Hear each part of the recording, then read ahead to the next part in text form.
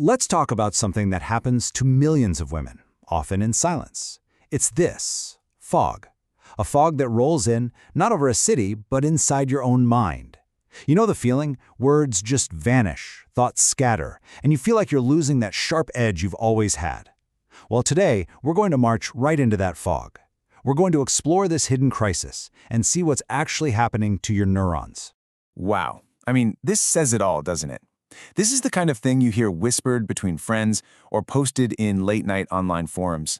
It just perfectly captures that mix of fear and, honestly, frustration. If this sounds even a little bit familiar to you, I want you to hear this loud and clear. You are not alone, and it is not your fault.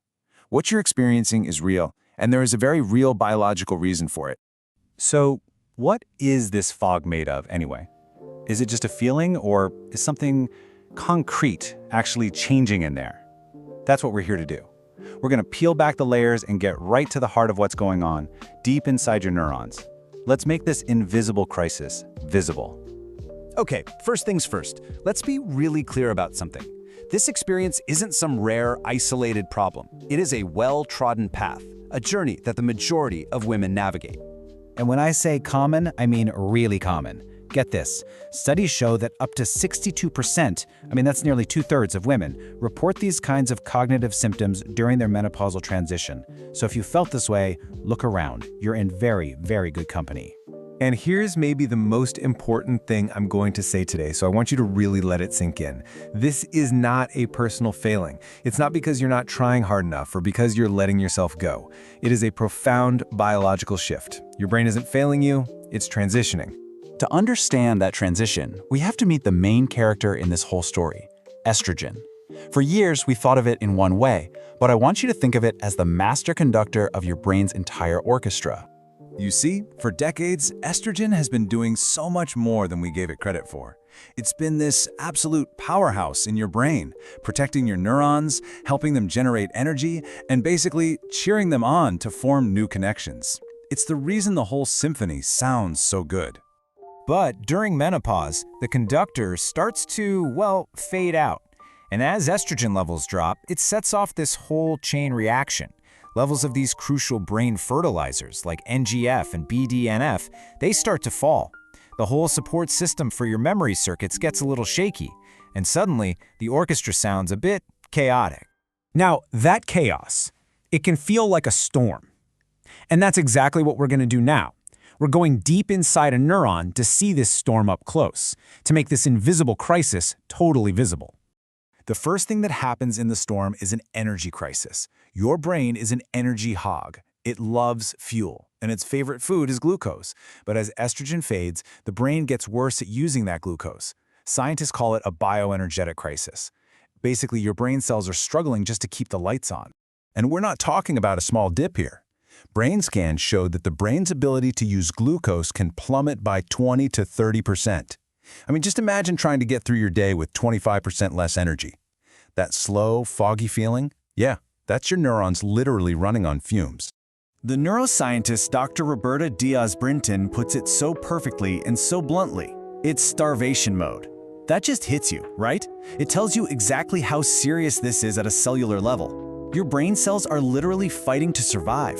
And this all creates a perfect storm inside each and every neuron. So first, you've got the fuel shortage, which means the little power plants inside the cell, the mitochondria, can't keep up.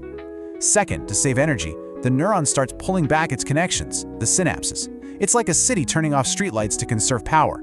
And third, without estrogen's calming influence, the brain's immune system gets a little jumpy, creating this low-level inflammation, like static on a radio, that makes it hard to hear the signal. And that connection loss, it's a huge deal. Just look at this.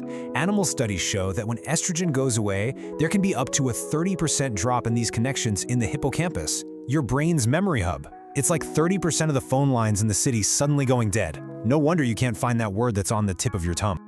Okay, I know that all sounds pretty bleak. A storm, starvation, lost connections, but right in the middle of all that chaos, there is incredible reason for hope. And it comes from a truly amazing Nobel Prize-winning discovery about how our brains can take care of themselves. I want you to meet Rita Levi-Montalcini. Her story is just, wow. During World War II, she was banned from her university in Italy by fascist laws. Did she give up?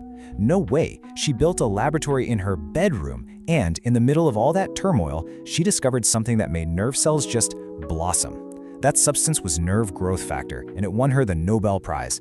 Just incredible. So what is this stuff, NGF? The name says it all. Think of it literally as fertilizer for your neurons. It's a protein that helps them survive, it helps them grow, and it helps them stay healthy. And it is absolutely critical for the exact same memory cells that are so challenged during this transition. And here's where the story takes this really fascinating turn, connecting this cutting-edge modern science with wisdom that's literally centuries old.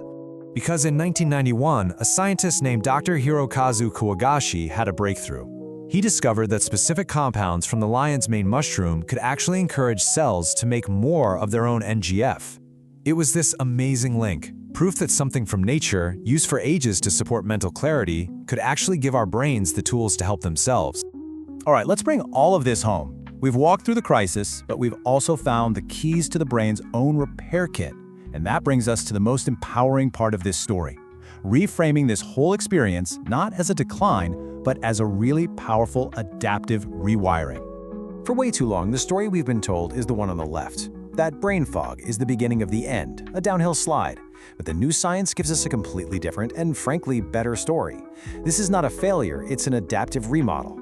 That fog you feel, it's a temporary side effect of your brain literally rewiring itself for a new phase of life. And guess what? It rebounds. It finds its new normal, and it stabilizes. As neuroscientist Dr. Angelica Rodriguez says, this is a brain transition process. There are real, documented, structural changes happening. Think of it like a major home renovation. It's messy and chaotic while it's happening, but the end result is a structure that's stronger and better suited for the future. It's renovation, not demolition. So here it is, the big takeaway. Your brain isn't broken. It's adapting. It's navigating one of the most significant and complex transitions of its entire life. So the real question isn't, how do I fix myself? The question is, how will I support my amazing brain on this journey? Because understanding the storm, well, that's the very first step to learning how to sail right through it.